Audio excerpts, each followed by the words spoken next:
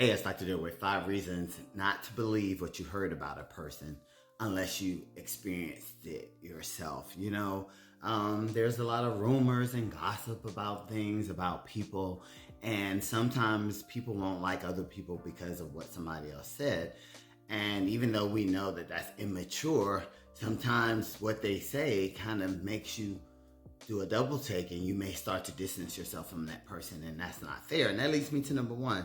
Everybody perceives things differently. So that person and the other person could have had some differences in perception, and that caused the other person not to like them. And so they think that that's a characteristic of that person. And that leads me to number two. People have bad days. We all have bad days. Maybe they interacted and the person had a bad day.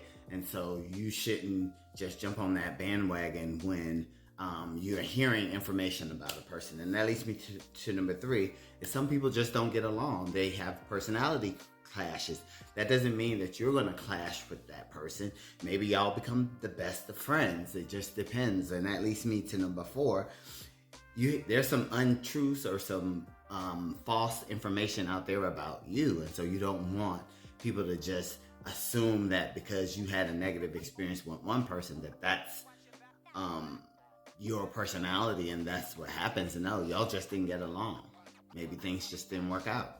And that leads me to number five. You might be missing out on a great person because of what someone else said to you about them. And so always challenge yourself to make sure that you're meeting people for yourself and not just based on the gossip of somebody else.